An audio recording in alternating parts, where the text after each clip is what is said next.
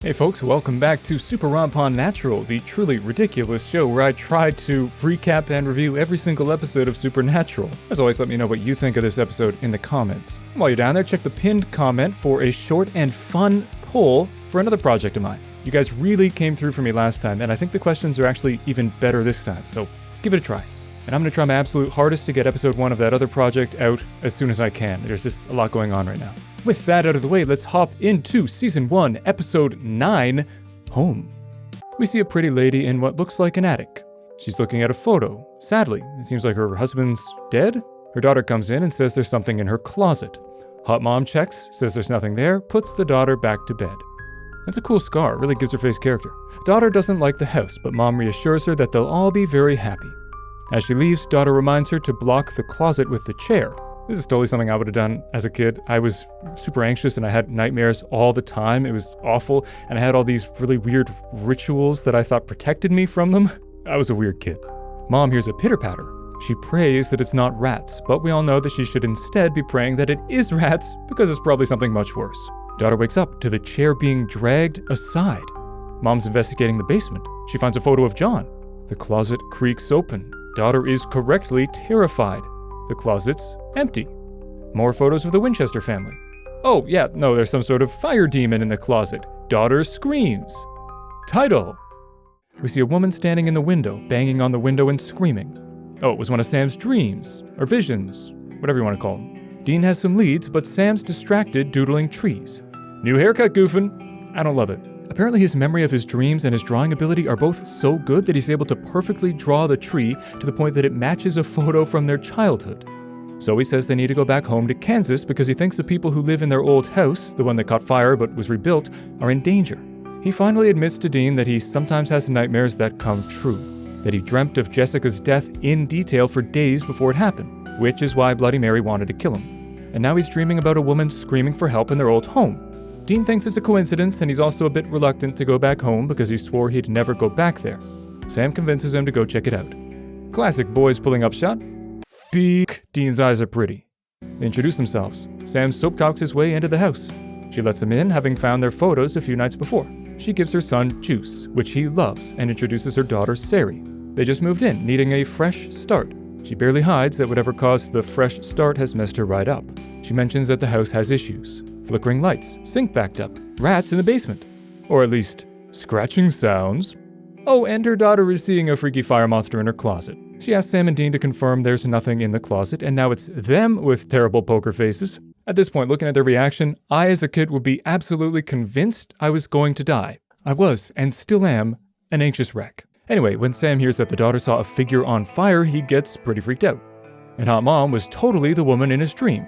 And there was scratching and flickering lights, which are both signs of a spirit. Which means Sam was absolutely correct, which is kind of a good news, bad news situation. They don't know what's going on, but they know the family's in danger. Unfortunately, they can't exactly tell the truth, so they have to just treat this like any other job. Figure out what they're dealing with, look into the history of the house. On the bright side, they have personal experience with the history of the house. On the dark side, Dean says he doesn't remember much, just the fire and the heat, and carrying Sam out the door. Which is news to Sam, he didn't know Dean carried him out. But if their dad had a theory of what did it, he never told them. Jesus Christ, that chin is absolutely absurd. He looks like handsome Squidward, but like handsomer, with hair and pretty eyes. Anyway, they'll have to talk to other people who were around at the time to try to get more info, maybe some friends of their dad. Dean excuses himself to the bathroom, but then he gets all suspicious. Don't be suspicious, don't be suspicious. And calls his dad. Leaves another message. Tells him there's something in their old house and that he doesn't know what to do. And he absolutely kills this scene. This is one of his best in the season. One of his best in the series, I'd say. I need your help, Dad. Back to Hot Mom, whose actual name is Jenny, if you were wondering. I'm probably not going to use it much. A plumber is working on the backed up sink. Then one of those creepy cymbal monkeys starts smacking its cymbals. Seriously, who buys those things? I've literally only seen them in scary movies and games. I always shoot them when I find them in Fallout. It's so creepy. He keeps plumbing away, getting increasingly skeeved out by the monkey. Uh-oh. Garbage disposal. This never goes well. He reaches in. He's reaching. Ah, okay. You got me. He reaches back in. And it turns on. Oh my god, his hand is getting torn up as a monkey claps. This is awful. Back to the boys. They're talking to the guy who owned a garage with their dad, pretending to be cops. They ask about John. The guy says that before the fire he was stubborn and hated to lose, but he loved Mary and his kids. After the fire, John insisted that something caused the fire, but the mechanic figures it was just an electrical short. John got weirder, started reading weird books, and started seeing a palm reader in town. The boys look up palm readers, and Dean recognizes the name Missouri Mosley because it was in their dad's journal, where it says, "I went to Missouri and I learned the truth." Dean had previously assumed it referred to the state. So they're off to Missouri. The person, not the state. Missouri, who has an awesome accent, immediately dishes about how the previous client's wife is banging the gardener, which has to be bad form for a palm reader, right? I know there isn't doctor-patient confidentiality, but yeesh. Then she invites them in by name, which shocks them because they didn't give her their names. She says they grew up handsome, which is the truest thing anyone has ever said on the show so far. And she says sorry about Jess, and that their dad's missing. Looks like she's a bit more legit than the average palm reader. She can actually read thoughts and sense energies, though she can't pull facts out of thin air. Which makes you wonder how she knew the guy's wife was cheating on him if she could only read his mind, but, let's not overthink it. Side note, I absolutely love her delivery here. You think I'm a magician? So good. She reveals that she first met John a few days after the fire, when he came for a reading. She told him what was really out there. Monsters and stuff. He took her to the house, and she sensed something evil, but she wasn't sure what. Back to hot mom Jenny. She's being held liable for the plumber's hand, which she thinks is unfair. And I gotta agree, but then again, there isn't that much case law on acts by evil supernatural forces. She leaves her boy to check on some banging upstairs. Back to the boys. Missouri is surprised there are issues at the house, because she's been keeping an eye on it and nothing has really happened in all these years. Back to the little boy, Richie, whose playpen is mysteriously unlatched. The fridge is mysteriously opened. And the boy, who was previously revealed to be a juice fiend, bafflingly climbs all the way into the fridge, which just happens to have a boy-sized empty space on the shelf, then gets locked in. Mom freaks out, understandably not checking the fridge for her child, until she sees milk leaking out and takes him out. Honestly, that was a pretty weak attempt by the spirit. Ha ha ha, now you're kind of chilly. The boys in Missouri show up, and Missouri goes all charming, sassy southern woman and gets them invited in. They go to Sam's nursery, where it all happened. Dean whips out a new EMF meter, which looks much fancier than the one he used on the plane. Missouri can sense that it isn't the same thing that killed their mom. In fact, it isn't an it, it's a them. Apparently, the evil that came to their house back then left a wound, which caused it to be a magnet for paranormal activity. And now it's attracted a poltergeist, as well as a second spirit that you can't quite make out.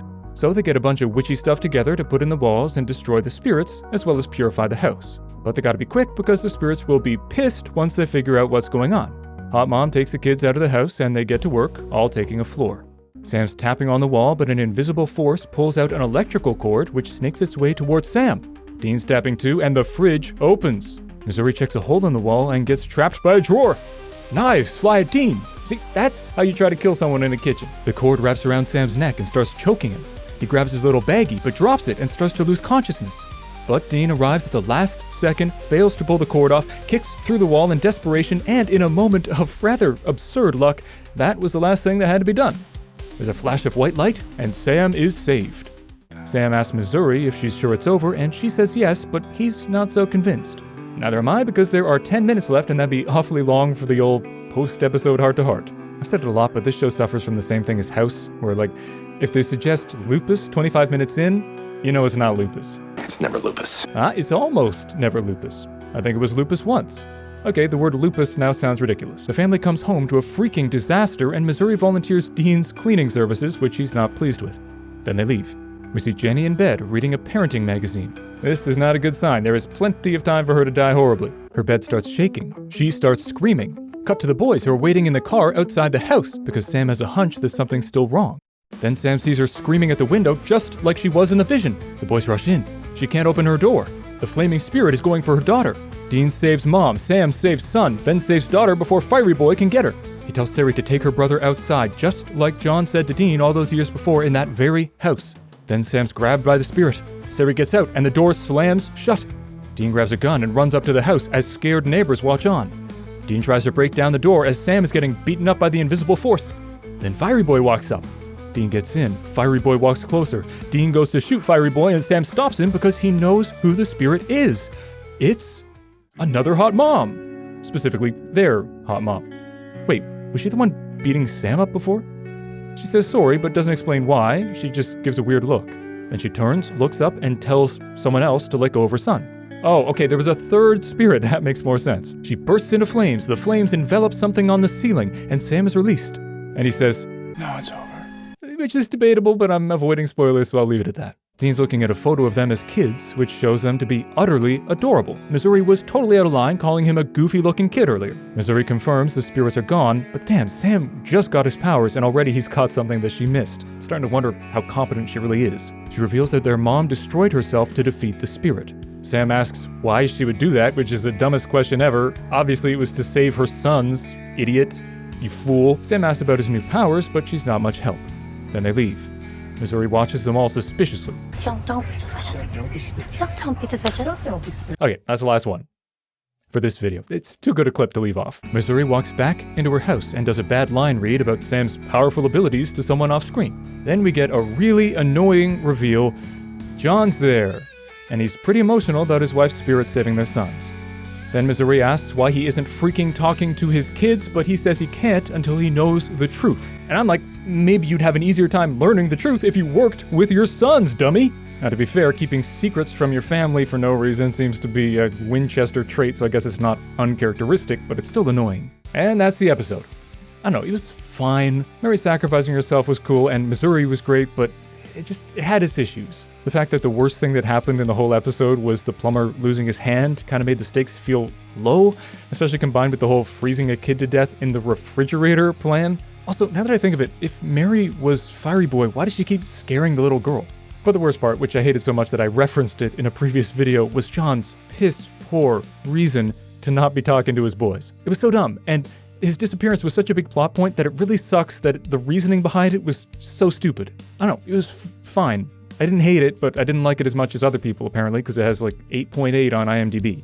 I'll give it a 7 out of 10. Oh, and side note, if you want to avoid spoilers, you might want to avoid the comment section in this video, because there may be a discussion of a future character that's a little spoilery. But you know, the pinned comments say, so just scroll down enough to do the poll, because it'll really help me. Also, smack that like button! Anyway, I'll let you go. Thanks for stopping by, and I hope to see you in the next video. Stay safe, stay sane, and stay smiling.